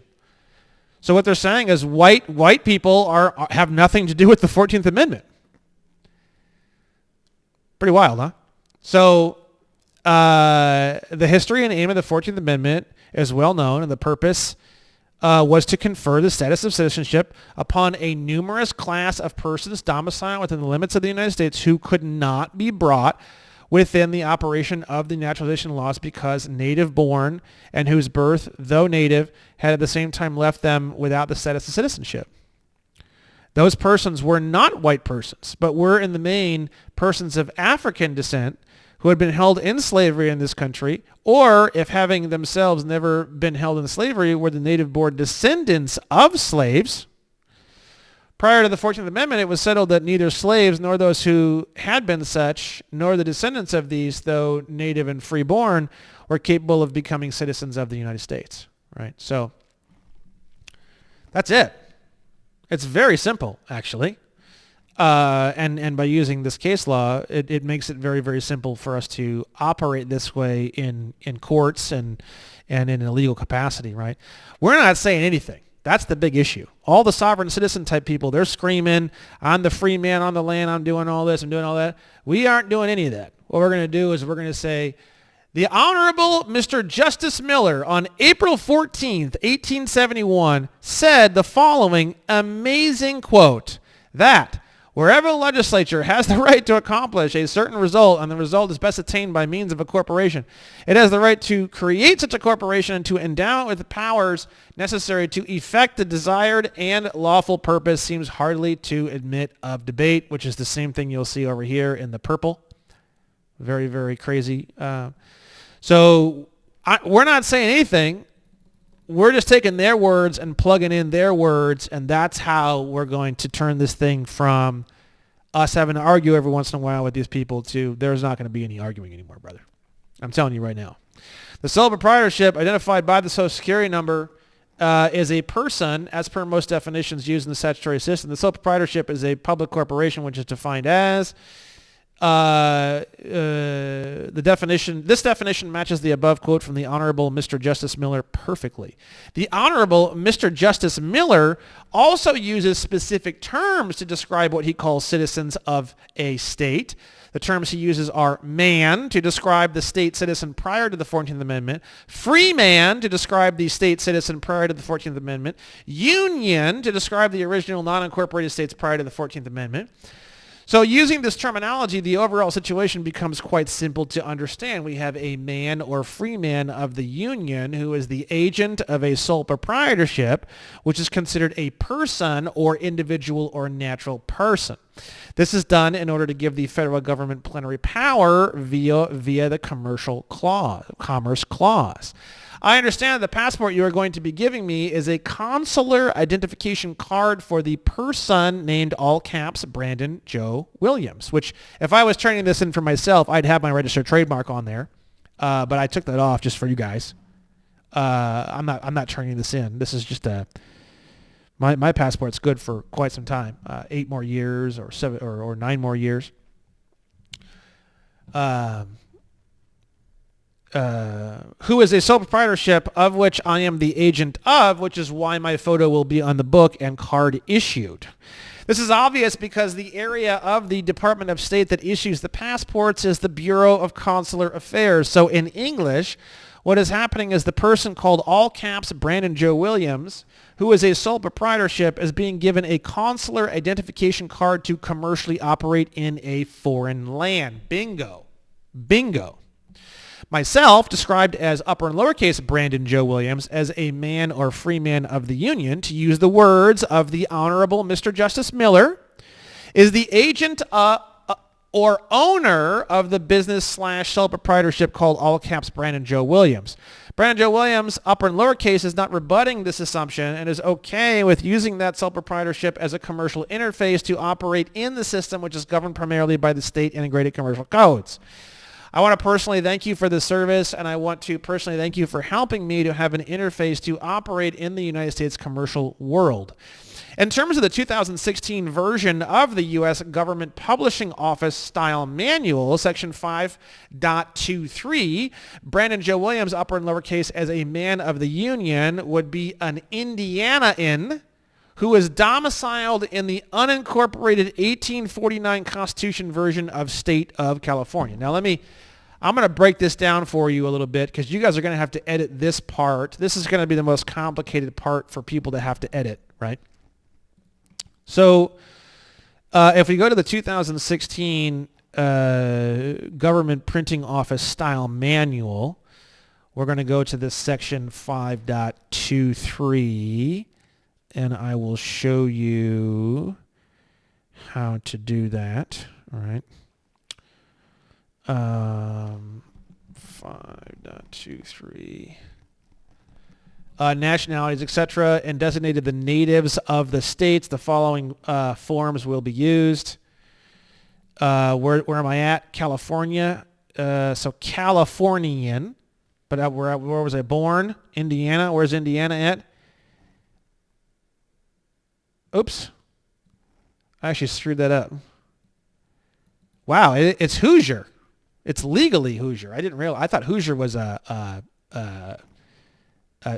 just a colloquial term. I thought it was like a. Wow. Okay. I am wrong. Let me edit this document. Okay. Welcome back. I just edited that. That's very fascinating. Very, very fascinating. So let's go back to that. We have the term Hoosier. That's so I had no idea that was legally a term. I thought that was I grew up my whole life not knowing that. It's funny. Okay, so I just changed that. So Brandon Joe Williams, as a man of the union, would be a Hoosier who is domiciled in the unincorporated 1849 Constitution version of the state of California. So This is just from the course. Remember I taught you in the course how to look up how many constitutions are there for state of California. There's one before and one after the 14th Amendment. So I'd be domiciled in the one before the 14th Amendment, because the 14th Amendment has nothing to do with me at all whatsoever. We've already covered that from the U.S. Supreme Court cases. And then we have state of Indiana. How many constitutions are there in Indiana, right? Now, there's two of them that are both before the 14th Amendment. So one is like 56 and one is 16. So 1816 and 1851. It's kind of weird. It's kind of weird to me that there'd be both of them would be before the 14th Amendment. But I just picked the earlier one. That's how I got this. So Hoosier, who was domiciled in the unincorporated 1849 Constitution version of state of California, he was born in the unincorporated state of the Union, which would be the 1816 Constitution version of the Indiana Territory. And notice that the T in territory is lowercase, as we covered earlier. Uppercase would be incorporated. You can also see the lowercase s here, just like we saw in the flowchart. Brandon Joe Williams, all caps, the sole proprietorship is a national of the United States under 8 U.S.C. 1101 subsection A22A. So you guys are going to see that word national and you're going to freak out, right? But remember, there's two different definitions for what a national of the United States is, right? If we go to... The term national of the United States means A, a citizen of the United States, or B, a person who, though not a citizen of the United States, owes permanent allegiance to the United States, right? So that comes from 22 U.S.C. 212. No passport shall be granted or issued to or verified for any other persons than those owing allegiance, whether citizens or not. So it's all allegiance-based. Let's go back to explanatory statement, right? So I'm going to add in that what is it called? Van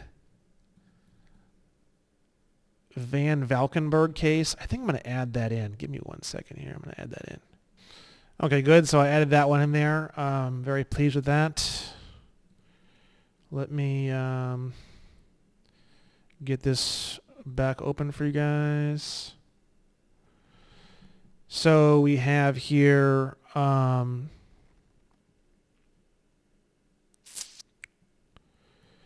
National has pledged allegiance. All caps Brandon Joe Williams is a 14th Amendment U.S. citizen, whereas upper and lowercase Brandon Joe Williams is not. Uppercase, lowercase Brandon Joe Williams never needed the citizenship offered by the 14th Amendment, as he already was granted native citizenship of a state. All caps Brandon Joe Williams, on the other hand, is a United States citizen, as it is described in 42 U.S.C. 9102 subsection 18A, as he needed citizenship, being a legal fiction that is only offered citizenship, a possibility of citizenship by the 14th Amendment. In contrast, Brandon Joe Williams, upper and lowercase, would not fit under definitions A, B, or C of 42 U.S.C. 9102 subsection 18, the definition of U.S. citizen. This is made clear by the following quotes from the Honorable Mr. Justice Miller on April 14th, 1871 in the Slaughterhouse cases. You can also see this carefully clarified in, and this is the one I just added, no white person born within the limits of blah, blah, blah, right? If I have chosen a type of passport for all caps Brandon Joe Williams from the top right section of the DS-11, such as official or diplomatic passport, please process the documents as they were filled out. Let's be clear as to my own allegiance. This is the same as what we saw in the previous version. This is where everything becomes pretty much the same as it was in the previous version. You have a couple little adjustments here. You have some more case law here that I added in these cases. Let me make sure I italicize that one I just added. Yeah, good. And then did I put the date? Good. And then boom, then we go into section 2. This is all pretty much the same as before. This didn't really change much at all. Okay? A couple little tiny little changes. You can check those out, right? So now going on to the DS11. They have a couple things here in the DS11 under where it says Social Security number, right? They assume you're filling it out on behalf of the sole proprietorship. So that's why, and I'm telling you guys, they can't issue you a passport as a man of the union. They can only issue 14th Amendment. They can only issue 14th Amendment. Hold on, I'm going to pause the video for 1 second, clean up somebody's windows. Hold on 1 second. So you guys are freaking out. Oh man, they need to give me a fucking passport under my name with no social. They can't. Can't be done, bro. You're supposed to be getting a passport from your state, but they stopped allowing that in 1856. So what do? What's the correct thing? If you really wanted a passport as a man, then the solution is just start suing everybody under the sun, moon, and stars. But you're pretty much asking for someone else's permission to travel at that point. That's why they don't issue them. That's why they don't exist. There is no such thing as a fucking passport for a man, free man of the union. Doesn't exist, right? So what do? Is they offer you a commercial passport as a consulate on behalf of the sole proprietorship. That's what they're doing. So at this point, I don't have any problem giving them a fucking social security number, right? So I thought this was interesting. It just says some stuff about like,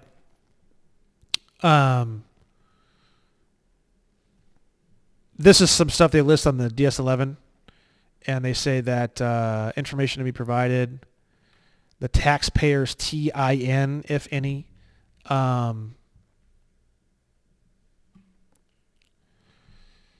permanent residence, and then it says on here social security number, I think, somewhere.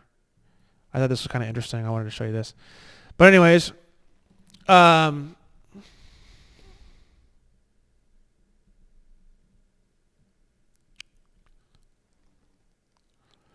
it tells you right here, in care of. If you do not live at the address listed in this field, put the name of the person who lives in the address, right? So, just like before, we have the DS11, and it's going to be a lot simpler this time around, right? Oh! Lost my headphones. I was wondering why it sounded kind of weird all of a sudden. I can't feel these headphones because this gigantic hat thing, this hair. Let me see if I can just reposition. Here we go. So date of birth, I would put the date of birth of the sole proprietorship. So name would be all caps.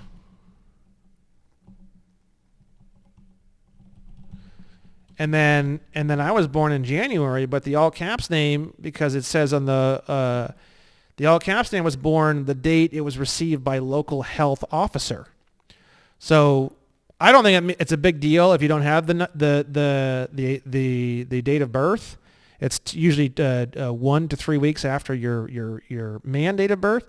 I know mine is 2/14. So if I was doing a brand new passport, I would put this as the date of birth. I put the date of birth of the sole proprietorship, place of birth.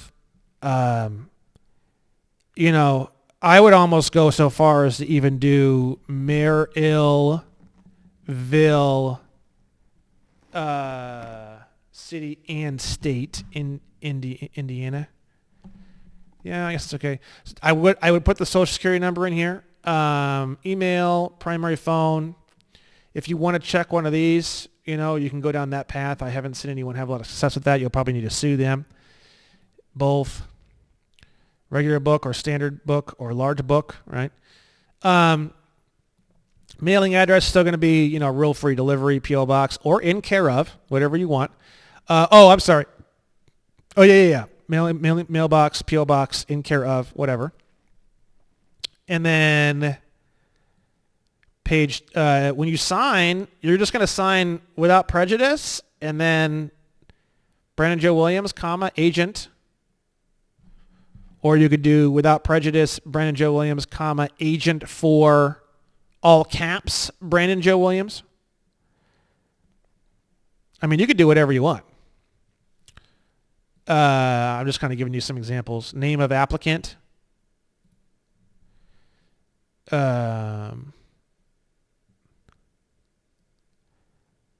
Name and the name of applicant. That's interesting. I don't remember that. Date of birth. Wait, what? Did they change this? 4/22. Name of applicant. Date of birth. What? That's interesting. So maybe I would put the all caps name here, the date of birth here, and then I would put my name here. Upper and lowercase? Why are they asking for it twice? And then I would put my human or my man date of birth here.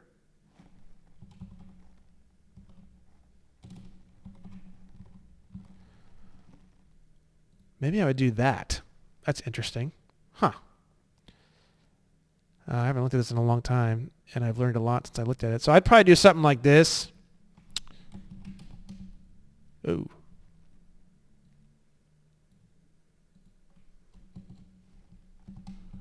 I can't put a space for some reason, so I'm just going to show you what I would do here.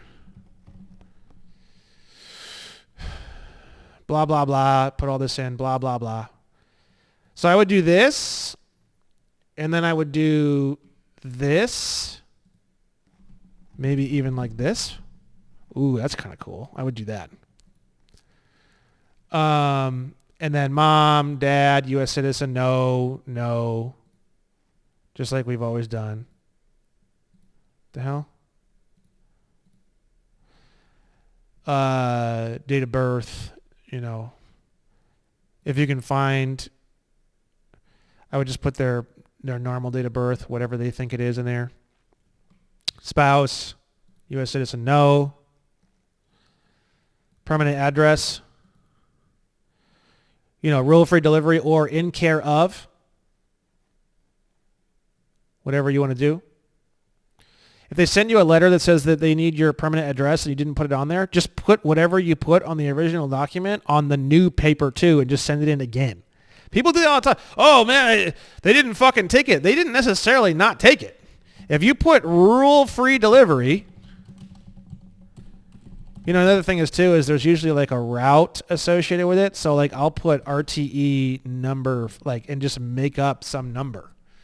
That's how I do it.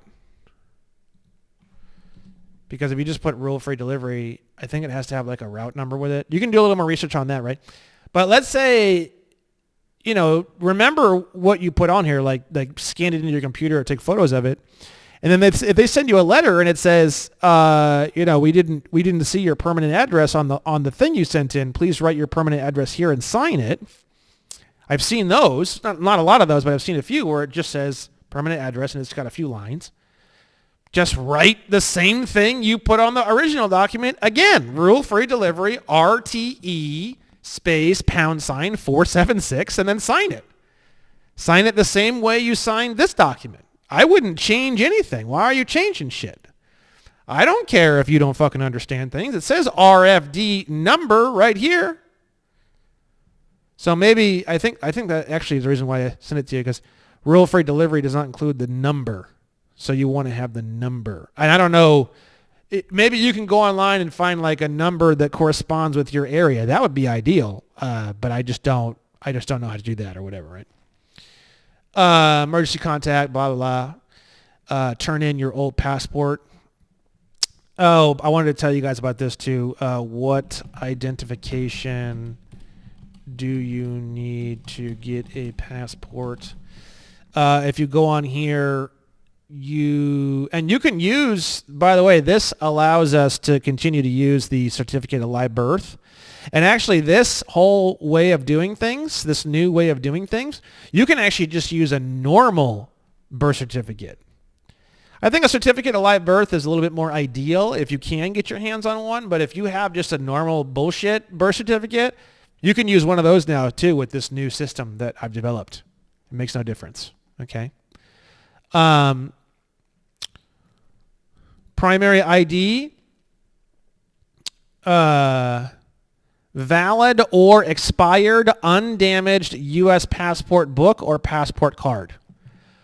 So if you don't want to use your driver's license, just tell them that your old U.S. passport book or passport card, as long as it's undamaged, it can be valid or it can be expired. Either way, it can be used as primary ID. And I've had people be like, oh, well, they still ask for a driver's license. They don't, if you don't want to give it to them, they don't need it. Not like it matters. The driver's license is a sole proprietorship too, so it doesn't really fucking matter either way. But that's how you can kind of get around some of that stuff. I know some of you guys have wanted to do that. And then everything else is the same, bro. Everything else everything else is the same. So that's it, man. Those are all the updates. I know it's a lot. And I look good in these glasses, huh? And this hair.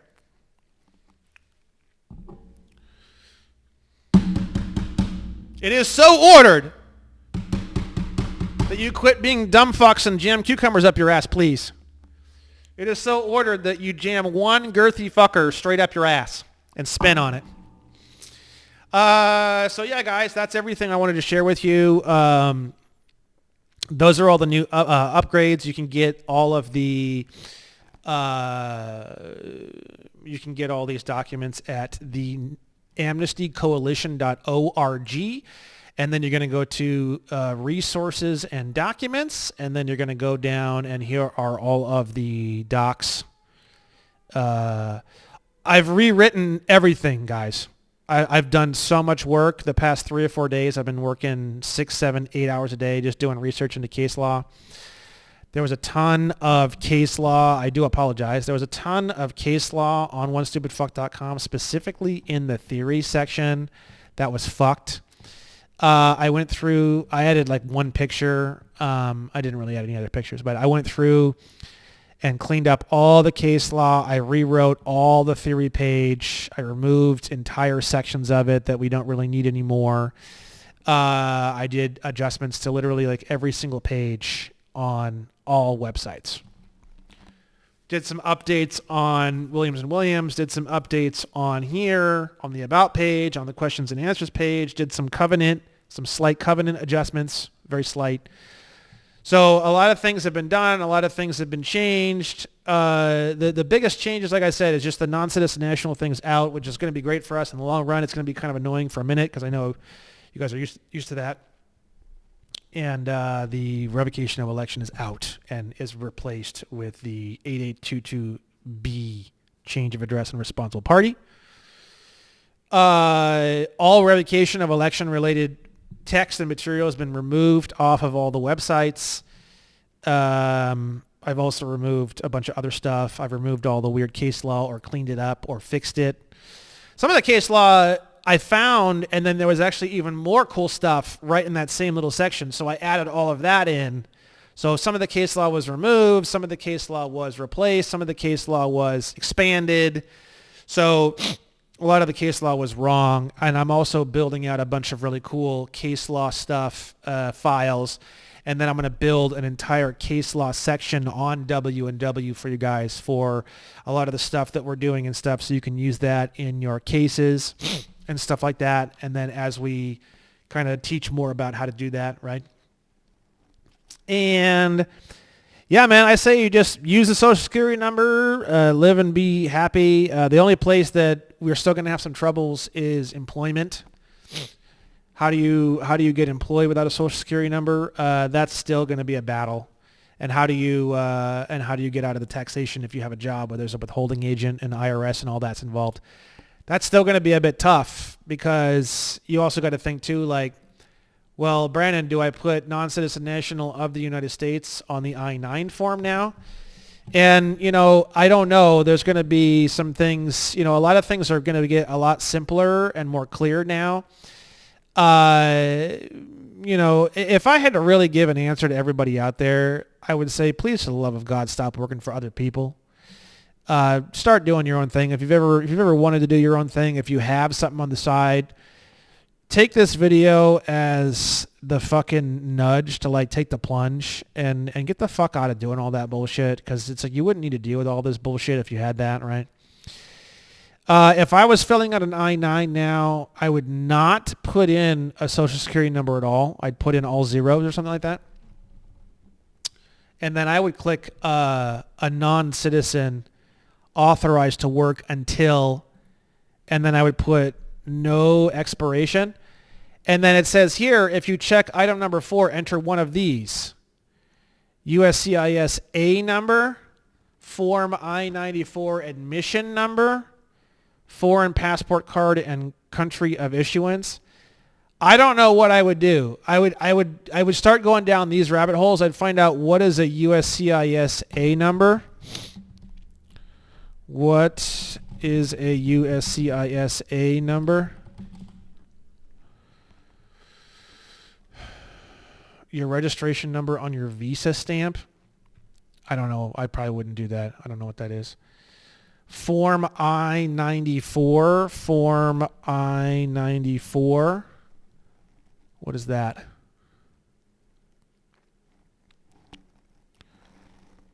Travel request and travel check. Yeah, I probably wouldn't do anything with that. I'd probably just put my U.S. passport number here. Just U.S. passport number and then country of issuance, USA. Honestly, I don't know what else to do. I mean, you could still put a non-citizen national of the United States, I guess. I don't know. I mean, it's up to you how you want to do it. I'd probably do this, no expiration, this, and then all zeros for the social. But I just don't know. I mean, I don't have a job. I probably would never have a job. I would just do whatever the fuck I wanted, and then if they didn't accept it, I'd just start suing everybody. So that's just kind of how I would handle it. People start accepting anything you hand them real fast when you just start suing everybody. So that's kind of what I would do. But I don't know. It's not something I would have needed to deal with. So I don't know, and like I said, if you've ever needed a little bit of a nudge to take the plunge and stop working for somebody else, this is me giving you that moment. So, okay, guys, I hope you've enjoyed this. Again, I do apologize. I know it's kind of confusing. It kind of sucks. There are some changes here. There are some things. If anyone submitted a revocation of election, the IRS has started sending out things that's saying that it's frivolous and kind of all this kind of horse shit all of a sudden. And what's funny is this shit worked great for like a year or 2 years. So the real truth is that the RoE it just wasn't the correct process. That's the real truth. So the fact that they accepted it was actually hilarious because it's actually not the correct process. The correct process, I really think the 8822B is the simplest thing. Or just don't even fill out an 8822B, and whenever you get bills, you just endorse them and send them to the Treasury as per that IRM manual thing. So even if you send in the 8822B and they don't take it, who cares? Your job is to endorse. Get the bills, endorse them, send them in. Not a big deal. So, okay, guys. That's it. I mean, I'm sure you could probably do something too, like if you got taxes withheld from your paycheck, at the end of the year, you could be like, no, return all that to me. I'm going to pay you in a different way, and then file to have them return everything they withheld, and then have the IRS send you a bill for the full amount after they've already returned to you what they've withheld. Then now you can endorse that new bill and then send the new bill in. That's probably another option too if you have like some great executive job and you're really worried about sending in a WBEN and all this kind of goofy stuff. I try to figure out a way to like on the back end get everything back, then get them to send you a bill for the full amount of what's owed for the whole year because you've already been returned everything that was withheld. then endorse that bill and then mail that bill in or something like that. I'd probably go down that path and try to figure out if I could do something like that. I don't know. Anyways, I think that's everything. You're going to see me. I'm probably going to take a break because I've been going, 6, 7, 8 weeks nonstop with all this stuff for the flowchart, for both flowcharts. So you're going to see me kind of taking a little bit of a break here, probably. And then I'm going to be rebuilding. I'm just kind of prepping how I want to do the new stuff for the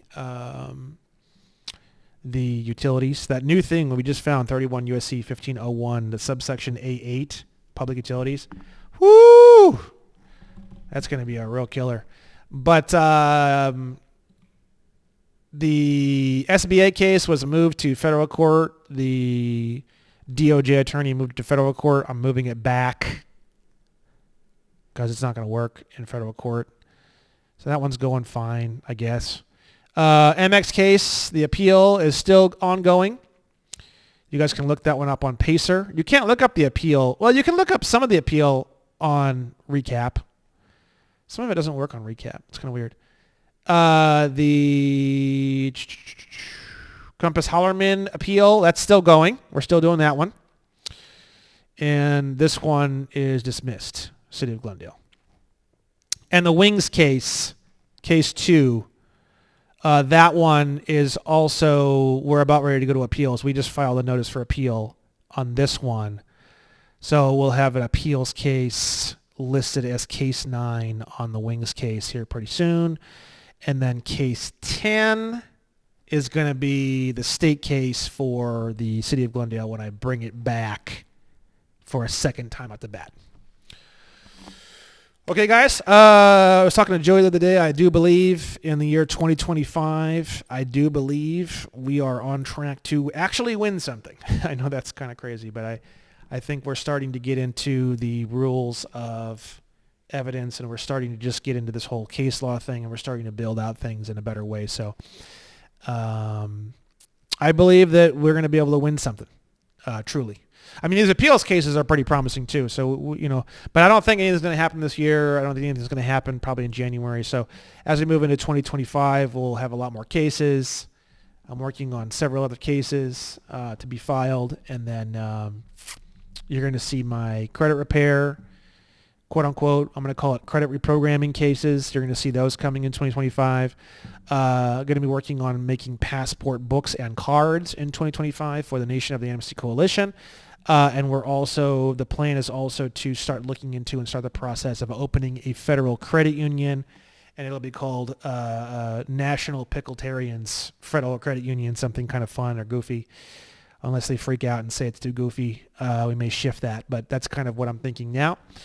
So, and I know a bunch of people are already doing research on that and checking into all that and stuff too. So if they have any breakthroughs on that, then that may come sooner than you think. If not, then I'll be the one to dig into that and see if I can figure it out myself. Okay, guys, hope everybody's great. This is going to be the end of a very long 6, 7, 8 weeks of work and research for me to build these 2 flowcharts. This video is kind of like the grand finale of all of that. I hope you find it very useful. I hope it doesn't create too much confusion. If it does, then you need to just take a break, because really these new breakthroughs and all these changes, quote unquote, are actually much simpler. They'll make everything much simpler. They're going to make everything much less tense, much less difficult, less fighting, less bickering, less arguing is going to be needed to get this done. So, yeah, don't use your own words. Just use the words that are already there in the Supreme Court cases, and you'll have a lot more success. Okay, guys. Hope everything's well. If I don't talk to you much between now and the end of the year, Christmas and New Year's, I hope you have a great Christmas with your families or whoever or your friends. And I hope you guys have a great New Year's. And, I think with everything that Trump is promising, we'll see. I'm not anti-Trump. I'm not pro-Trump. I'm kind of somewhere in the middle. So we'll see.